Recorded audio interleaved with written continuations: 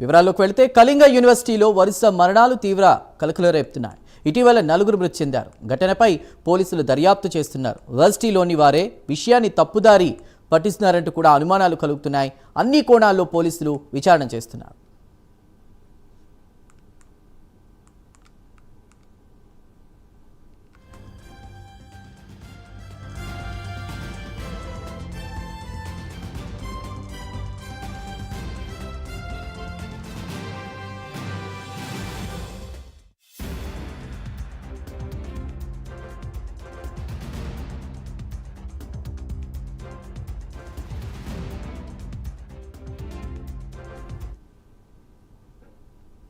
కళింగ యూనివర్సిటీలో వరుస మరణాలు తీవ్ర కలకలం రేపుతున్నాయి.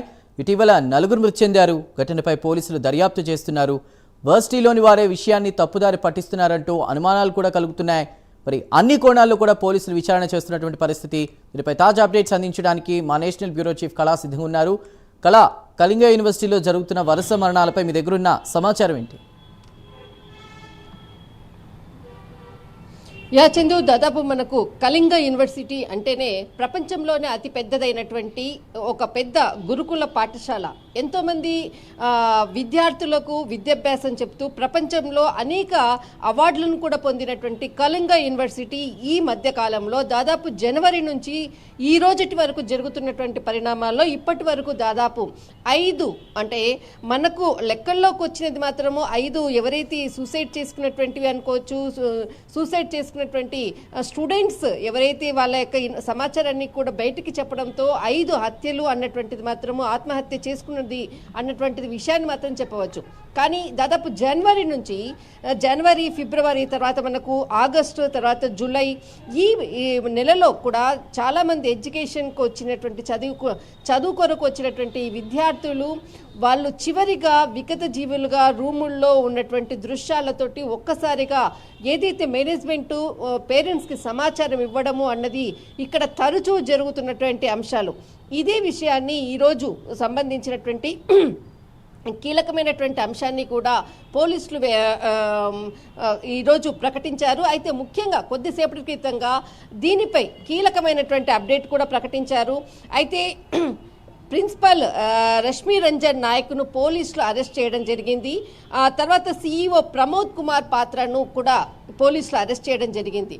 దాదాపు మనకు 9వ తరగతి చదువుతున్నటువంటి ఎవరైతే విద్యార్థి అంటే ఈ అరెస్టుకు ముందు మనకు దాదాపు 11వ తేదీన ఈ నెలలో జరిగినటువంటి ఏదైతే 3 అబ్బాయిలు చదువుకునేటటువంటి అబ్బాయిలు ఒక విద్యార్థిని 9వ తరగతి విద్యార్థిని గొంతు నిలిమి చంపి దాదాపు అర్ధరాత్రి 2:30 గంటలలో జరిగినటువంటి హత్యను ఇక్కడ ఏదైతే మేనేజ్మెంట్కి సంబంధించినటువంటి అక్కడ ఉండేటటువంటి ఉద్యోగులు అనుకోవచ్చు అందరూ కూడా ఆ హత్యనంతా కూడా దాచిపెట్టేసేసి తప్పుడు సమాచారాన్ని పోలీసులకు ఇవ్వడంతో ఎవరైతే విద్యార్థిని చనిపోయారో ఆ విద్యార్థిని దాదాపు మనకు ఇక్కడ అంటే అర్ధరాత్రి 2:30 గంటలకు జరిగినటువంటి ఘటనకు 11వ తేదీ అయితే 12వ తేదీని కిమ్స్ హాస్పిటల్కి పంపించడము ఆ తర్వాతనే హుటాహుటిన ఏదైతే అక్కడ పోస్ట్ మాస్టర్ కూడా చేయకుండగా వారికి ఆ విద్యార్థి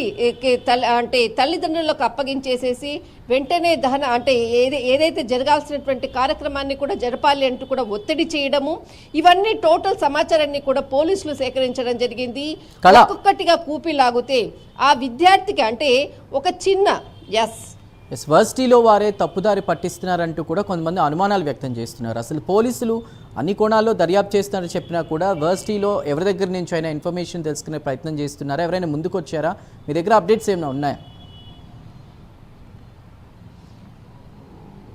అయితే ఈరోజు ఏదైతే మనకు ఇక్కడ ఎవరైతే విద్యార్థి తల్లిదండ్రులు అంటే వాళ్ళంతా కూడా అక్కడ గురుకుల పాఠశాలలో గిరిజనకు సంబంధించినటువంటి విద్యార్థులు ఎక్కువగా ఉండేటటువంటి ఒరిస్సా ప్రాంతం భువనేశ్వర్ ఈ ప్రాంతంలో ఉండేటటువంటి వాళ్ళు అనుకోవచ్చు. ఇక్కడి వాళ్ళే కాకుండా ఇతర రాష్ట్రాలకు సంబంధించిన వాళ్ళు కూడా ఇక్కడికి వస్తూ ఉంటారు. కానీ ఈ హత్య జరిగినటువంటి ఎవరైతే తల్లిదండ్రులు వాళ్ళు కూడా అన్ఎడ్యుకేటెడ్ వాళ్ళకు కూడా ఏమీ తెలియదు. అయితే ముఖ్యంగా వాళ్ళ కొడుకును ఎవరైతే ఇంటికి తీసుకొని వెళ్ళిన తర్వాత ఒక ఆటోలో తీసుకొని వెళ్ళిన తర్వాత అతనిపై గాయాలు ఉన్నటువంటి విషయాన్ని గుర్తించిన తర్వాత అదే విషయాన్ని మేనేజ్మెంట్ని ప్రశ్నించారు. అంటే ఆ చిన్న పిల్లోని యొక్క గొంతు తర్వాత శరీర భాగాలపై చిన్న గాయాలు ఉన్నటువంటి విషయాన్ని అడిగితే అక్కడ వాళ్ళు ఎలాంటిది కూడా ఏమి జరగలేదు, అతనికి అబ్బాయి హార్ట్ అటాక్తో మరణించాడు అన్నటువంటిది మొదట వాళ్ళు కేసుని తప్పుదోవ పట్టించారు. కానీ తర్వాత ఏదైతే దానికి సంబంధించినటువంటి ముగ్గురు అంటే ఇక్కడ మనకు ఏదైతే ఆ పిల్లోడిని చంపినటువంటి విద్యార్థులు కూడా అక్కడే గురుకులంలో చదువుకున్నటువంటి విద్యార్థులు, వారి పేరు జోకర్ గ్యాంగ్ అంటూ కూడా ఆ ముగ్గురు ఎప్పుడు కూడా యూనివర్సిటీలో అక్కడ హాస్టల్లో కూడా హల్చల్ చేసేటటువంటి విద్యార్థులు అర్ధరాత్రి ఒక చిన్న బకెట్ కొరకు ఆ పిల్లోడు వాష్రూమ్కి వెళ్తూ ఉంటే అక్కడ ఉండేటటువంటి ఎవరైతే విద్యార్థి అంటే ఈ ముగ్గురు జోకర్ గ్యాంగులో ఒక ఇద్దరు అక్కడ వాష్రూమ్ దగ్గర ఉన్నారు. ఒక బకెట్ కొరకు ఈ పిల్లోడు ఇవ్వకపోవడంతో ఎవరైతే అతడు ఇవ్వననేసరికల్లా వెంటనే ఫోన్ తీసుకొని ఇంకొకరిని తీసుకొని వచ్చి ముగ్గురు కలిసి అతి క్రూరంగా చంపినటువంటి విషయాన్ని ఆ ముగ్గురు విద్యార్థులు ఒప్పుకోవడంతో అసలు విషయం బయటపడింది. తర్వాత దీనికి సంబంధించినటువంటి ఎవరైతే పోలీసులకు వాళ్ళకు సమాచారాన్ని కూడా ఇన్ఫర్మేషన్ అంతా కూడా తప్పుదారి పట్టించినందుకు మేనేజ్మెంట్ని కూడా అరెస్ట్ చేయడం జరిగింది. కానీ దీనిపై కూడా యూనివర్సిటీపై కూడా అటు నేపాల్కి సంబంధించింది అనుకోవచ్చు, పలు విద్యార్థులందరూ కూడా చాలామంది కూడా ఇప్పటి వరకు కూడా ఆత్మహత్య చేసుకున్నటువంటి ఉదంతాలు చాలా ఉంది. కానీ దీనికి ఇక్కడ ఏదైతే మనకు జనవరి నుంచి ఇప్పటి వరకు జరుగుతున్నటువంటి హత్యలకు మాత్రము అక్కడ ఉండేటటువంటి విచ్చలవిడిగా ఉండేటటువంటి విద్యార్థుల యొక్క అంటే వాళ్ళ సరైనటువంటి క్రమంలో లేకపోవడంతో ఈ విధంగా హత్యలు జరుగుతున్నాయా, దీనిని అక్కడ ఉండేటటువంటి మేనేజ్మెంట్ ప్రోత్సహిస్తుందా అన్నటువంటి వాటికి మాత్రము సమాధానం లేదు. రైట్ కళ, thank you for the updates.